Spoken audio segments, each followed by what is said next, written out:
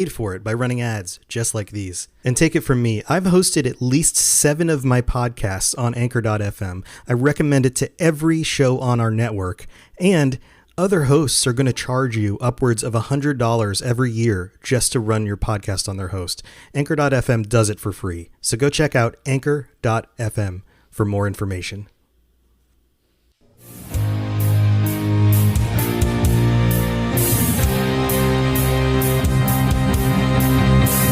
Robots Radio presents the Fallout Lorecast.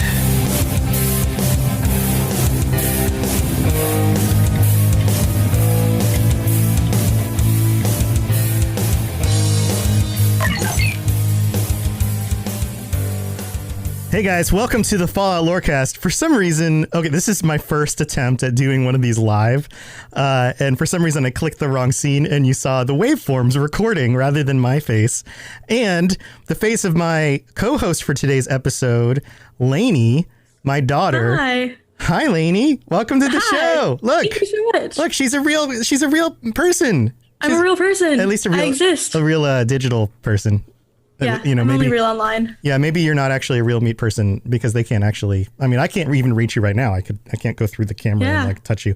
But for anybody who is listening to this episode on audio, which is probably most of our audience, I am now starting a trend where I will be doing these episodes live on Monday nights at 9 p.m. Eastern, 6 p.m. Pacific.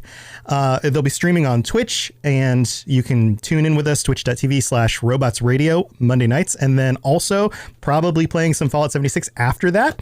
And I have my daughter Lainey to join me to talk about Fallout 1 and what life for the average human would be like in Fallout 1.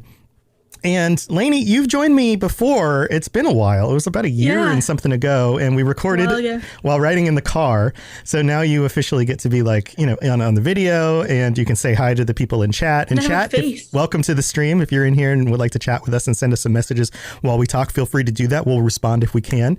And Lainey, can you tell them a little bit of a background as to what it is? Like you're not just my daughter, so you get to, be on the show, right? You're somebody who loves Fallout. I do love Fallout. You do love Fallout, right? You have legit credentials here, right? I've been playing Fallout for probably almost half of my life at this point. That's you continuously Fallout. So you don't eat, you don't sleep, you just play Fallout for half of your life, right? Yep. Yeah. So what does that mean? So you introduced me to Fallout when I was younger, and I played Fallout 3 for years, and then I played a tiny bit of Fallout New Vegas, and that's my bad because I know people really love it, and I really need to play it. Right. But I played Fallout 3 so much, so unnecessarily much, that I forgot there was a main quest, and I was so young that I still didn't grasp how games work, I guess. And I did all the side quests, and then finally realized that there was a main one that I had to do, and it was good. And worth the wait, I think, even though I had already played the game so much. Right. And I played Fallout 4 a ton. Right. And I just love Fallout. I love the whole setting. I love the characters, all of it. So you just kind of got lost in the wasteland for the most part. Yeah. Somehow she still grew up, she graduated from high school and she did all the regular growing up things. But she also lost herself in the wasteland. So that's awesome. So this episode, some of the people in chat are like, woohoo, 100 episodes. That's next week, guys. So next week, I will be having some special guests on the show with me, including Ken from Chat of Fallout 76 and also the Fallout Hub, also Dave from the Fallout Hub, and Toon from the Tooniversal stream will be joining me next week to talk about our 100th episode and some of our favorite bits in the lore and those kinds of things. It's going to be a big celebration. We'll have some fun stuff going on live again next week at the same time. But for this week, Lainey, I meant to ask, do you have a cool gamer name that we should call you? Because I go by Robots, and so I make sure that people know that, because you can't just go by Tom on the internet, because there's 500,000 Toms in the world, right? You don't have a cool gamer name? I'll have to figure one out. Yeah, you have to figure one out that people can I have my Discord, but that's pretty much it. Right. Do you want to share that just in case people want to chat with you after the show? Yeah. Well, I'm already in the Robots Radio Discord. Right. It's Neos Pandora, so Neos Pandora, like Pandora's box, and Neos is Greek for new. It's fun. So it's it's a new problem that's going to destroy the world. Congratulations, you are the new thing that is going to destroy the world. My joke with Lainey regularly is that I don't realize how I raised such an evil child, because you like to sneak up on people and murder them and do all sorts of terrible things. Yeah, my favorite games are stealth games. Yeah, you're sneaky and murderous. But this week we're talking about Fallout 1. One of the things I've been doing on the show recently is talking about Fallout 1. We've talked about the ghouls, we've talked about the Brotherhood and the things going on in Fallout 1, because a lot of people didn't play Fallout 1. And this week I wanted to talk with you about the way life would feel for a regular human. Because it's fun to talk about, super mutants and ghouls and all those sorts of things, right? But for the most part, in Fallout games, you're a regular human. You're somebody who leaves a vault, and of course, you become the protagonist and like the hero of the story. But you come across a lot of regular people, and a lot of these regular people are living these regular lives. And of course, with the shows that I do, I like to try to put our listeners in the shoes of being somebody in this world.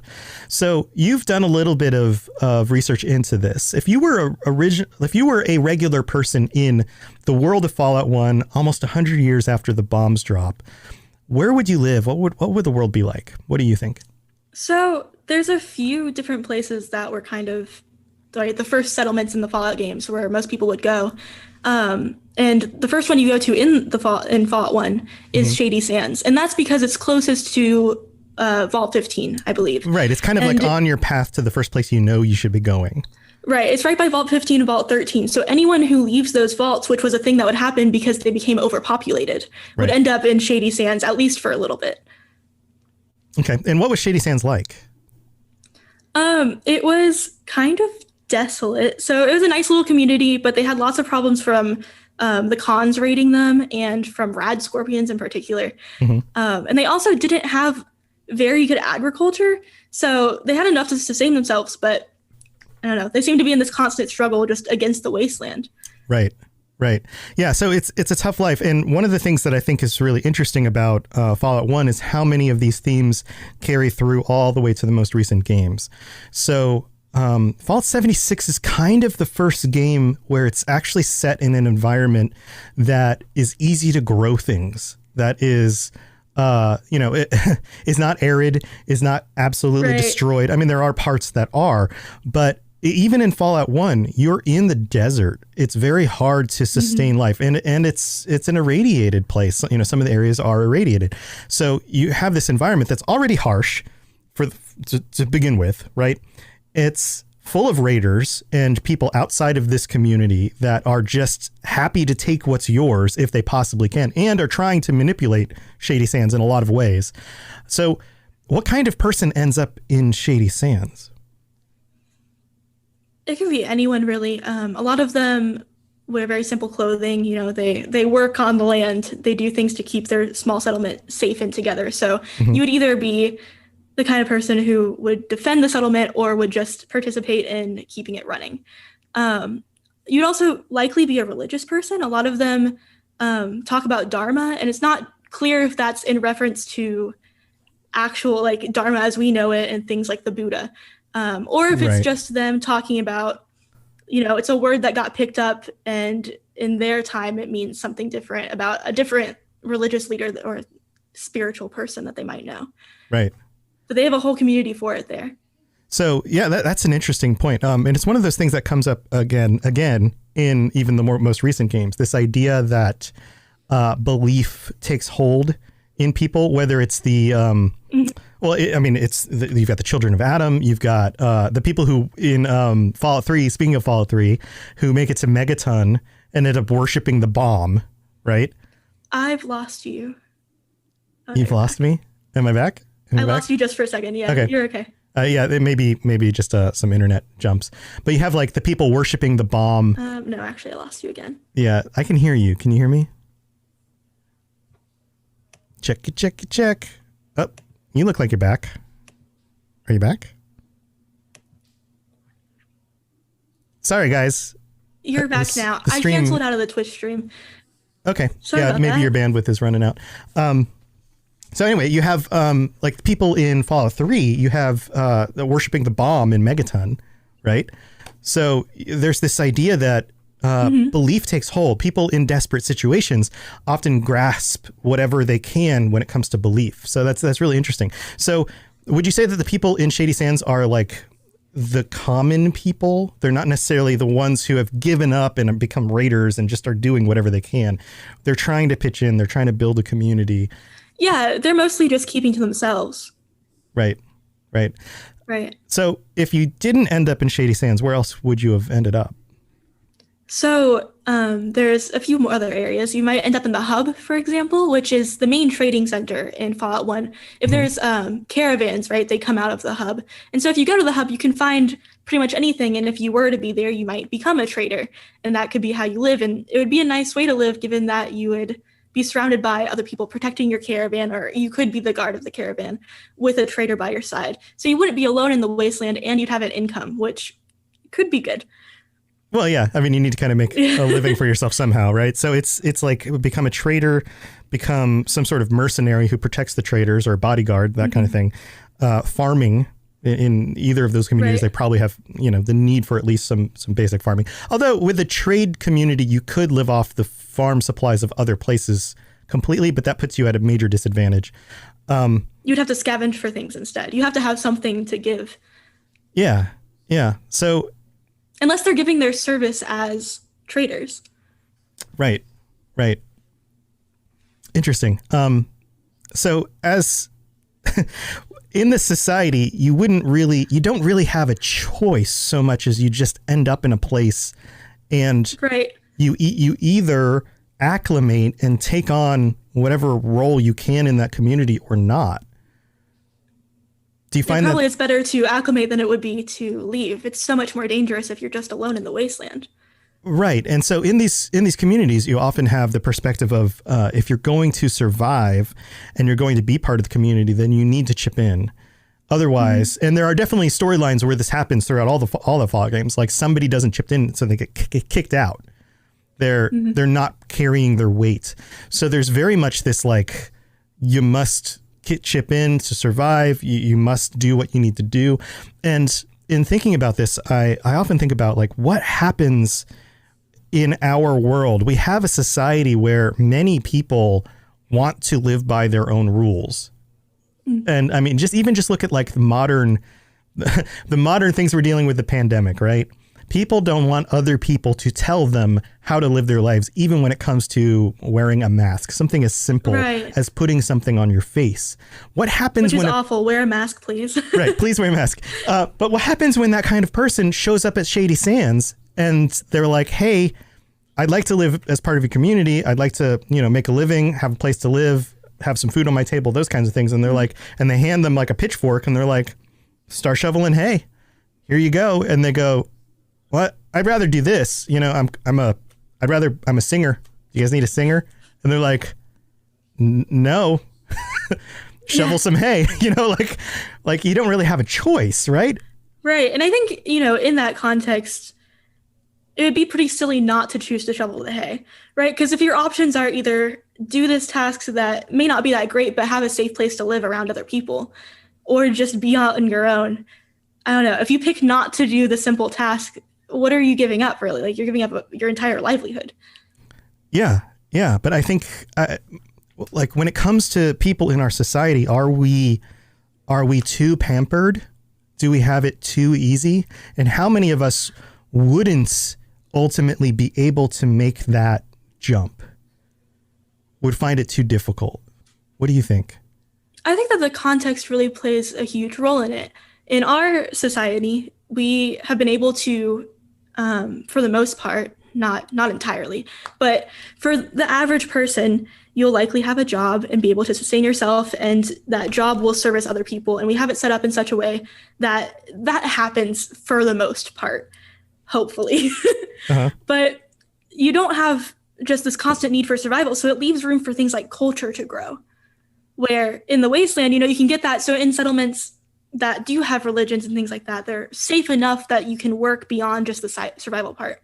Right. But for the most part, you wouldn't experience that. You would just need to be surviving and doing the things that you have to do, which doesn't leave a lot of time for thinking about what you would like to do instead, or even developing other things to do that are either art related or community related, because you just do not have the time or energy. Right. Everything becomes focused on the here and now rather than the long term.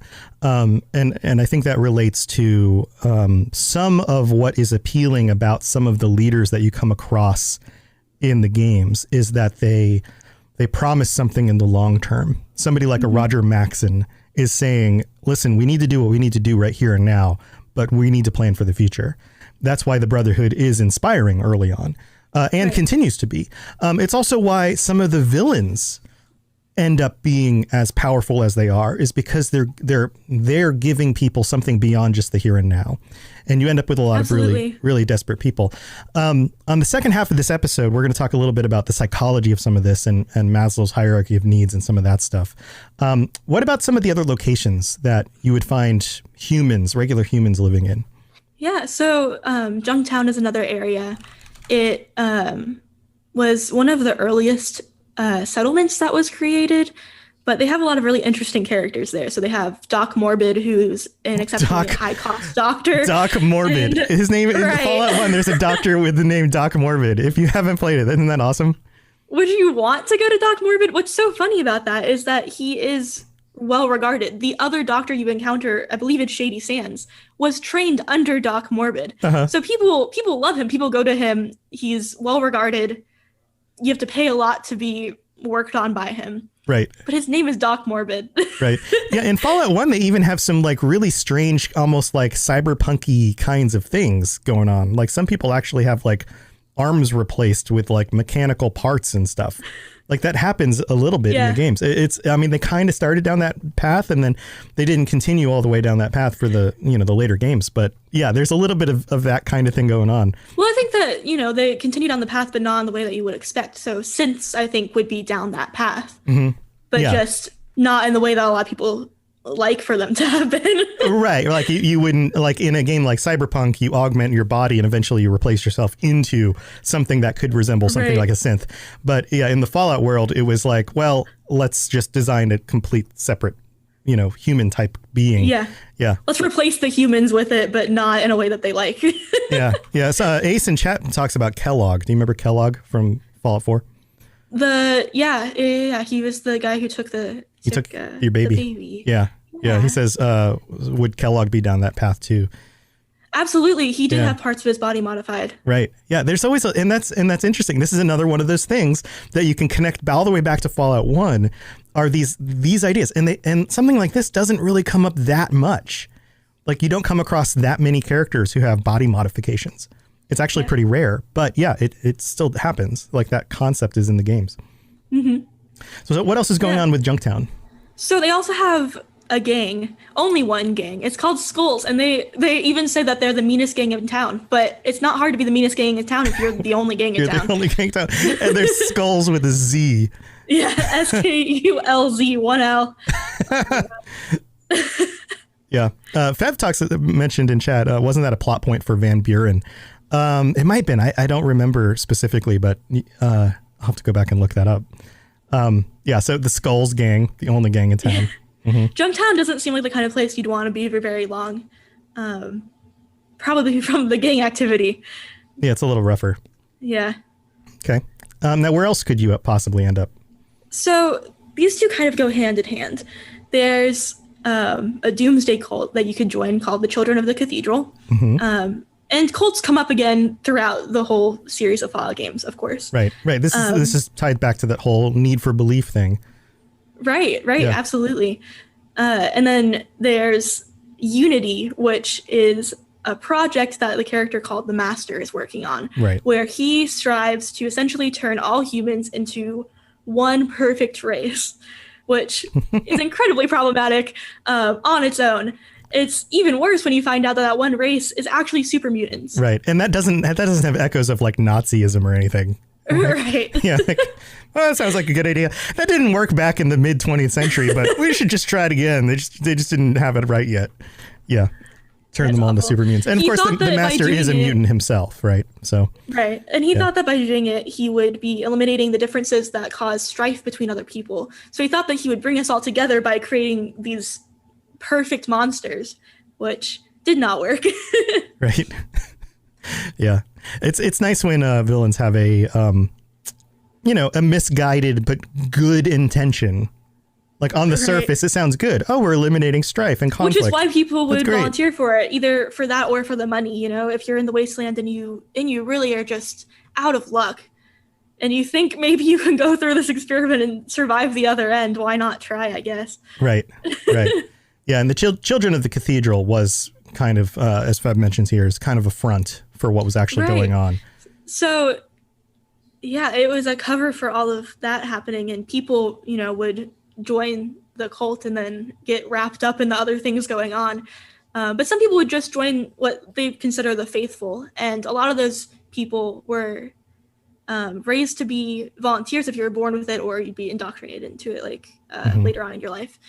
And they would go to other locations in the wasteland and help people, which also sounds really nice. You have a lot of layers that make it sound like there's nothing shady going on there at all. But they're creating some of the worst enemies you might come across. Shady sands going on?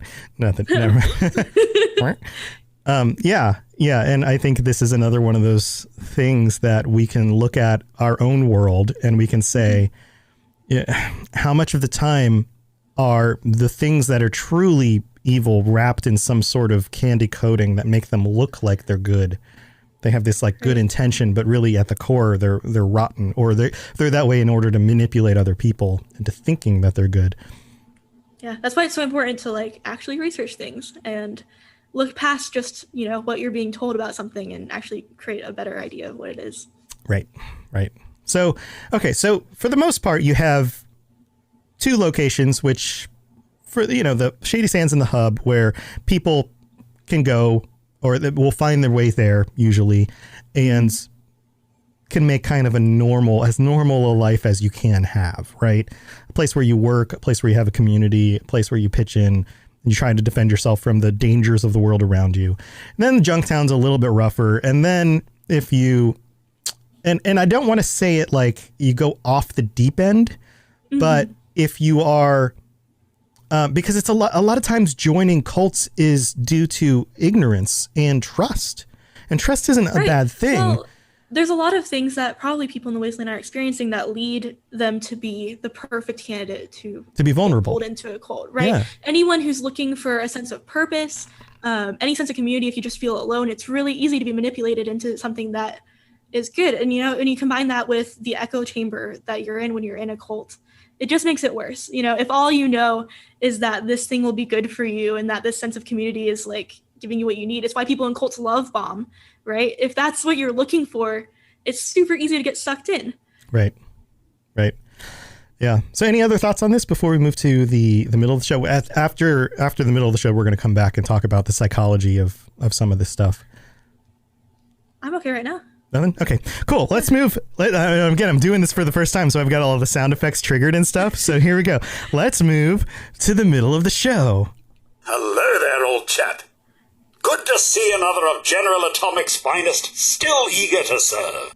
So thank you, everybody, for joining me as usual. I'm your host, Tom, or Robots, and with me today is Lainey.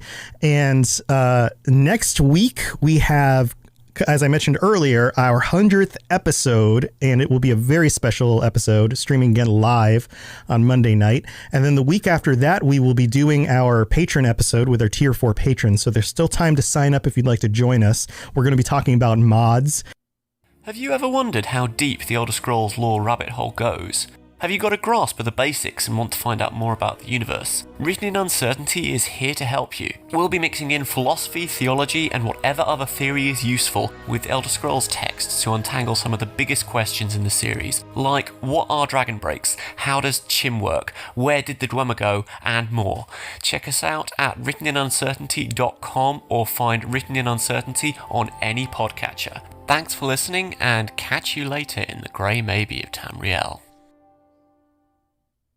Hey friends, did you know that you can use Spotify to listen to podcasts too? And it's free. You don't even need a premium account. Spotify has a huge catalog of podcasts on every topic, including this one that you're listening to right now.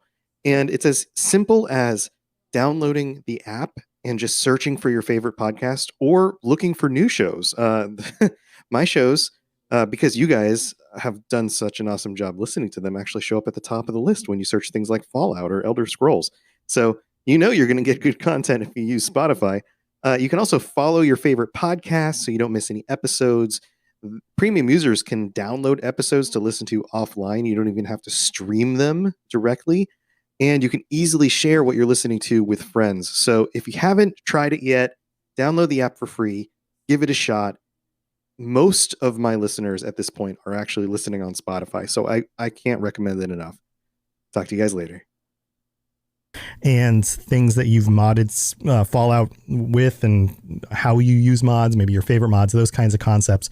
And as always, we are also sponsored by Loot Crate and Gamefly. So if you'd like 15% off a Loot Crate purchase, you can always get that by clicking the link in the show notes and using the code ROBOTSRadio, ROBOTSRadio, or you can, or you can go to the Gamefly link, and right now they have a deal where if you sign up for $10 for 1 month, you get a second month for free. So with all of these cool games to try out, if you haven't tried out Fallout 76 yet and you want to, with games like Cyberpunk on the horizon, all sorts of cool stuff, this might be a really good time to get a deal like that in order to rent the games, keep them as long as you like, get free shipping. If you don't like the game or you'd get done with it, you can send it back and get another one. You can even get movies and stuff. So go check out the links in the show notes. And that's what we got going on this week. So make sure you join us next week for the 100th episode. So we'll see you then. If you have any questions about Nuka World, I'd be delighted to answer them. All right, we're back with the end of the episode. And Lainey, you brought some psychology into this, and I like to do that as well when I talk about things. It's almost like you're my kid. So in the show notes you have, and I noticed this right away when you shared it, Maslow's hierarchy of needs. And I'm sure there are a number of our listeners that know what that means, but can you break that down? Again. Oh, no, I'm back. Oh, we're back. I'm so sorry that keeps happening. Yep, it looks like Maslow's hierarchy. Maslow's hierarchy. Maslow's hierarchy of needs. So how does that work? What is Maslow's hierarchy of needs, and how does that apply to Fallout? I kind of referenced it earlier, but out of context, and just a very simplified version of it, this idea that if you don't have your bare necessities, you can't, get culture and things like that. Mm-hmm. But on a not very like fundamental... like a bear's necessities, like honey and trees to rub your back on. Mm-hmm. Right. Like food and water. Oh, okay. I got it. Yeah. So it on a very individual level, if you as a person are missing food, water, shelter, even just a sense of safety, which if you're in the wasteland, you're probably missing at least a couple of those, right. At least in a consistent way. You don't have time to develop things like on a really low level friendships, which I think, in hard times, if you're around other people, you will either develop friendships or something quite the opposite. Well, it's almost like relationships based out of need rather than pleasure. And you don't have time to pick and choose who your friends are, really. Right. You just kind of bond with whoever's there if you can trust each other. But on a higher level, you don't have the space to really think about yourself as an individual. You don't have the space to create art, like I mentioned earlier in the episode. Mm-hmm. It's hard to feel other feelings like pride and things like that, other than in just the fact that you made it through another day. You don't have the ability to dive into any of these other areas of your life because you simply do not have the time or energy. Right. Especially if you're not getting, food and water and things like that enough. Right. So the pyramid itself is structured. It's structured like a pyramid. And at the very bottom level is physiological need. So that's obviously like just the ability to exist, feed yourself, to keep yourself safe, to keep yourself out of pain and discomfort, those kinds of things. And then there's safety, and that's, security, being able to sleep at night because you don't fear that you're going to be eaten by something, or attacked by somebody who wants your stuff. And then there's the next level up, which is psychological need. So that's where you're talking about belonging and love, like having friends, having a community, having a family, those kinds of things. And then there's esteem, which is like, how would you describe esteem? I think about it as really thinking about beyond just where you end up out of necessity, where you fall in a community. So like how you regard yourself. I think it's one thing to be in a settlement in Fallout and be maybe in charge of something, right? Because that would put you above, that would make you a superior. But I think there's a difference between being in that position because you have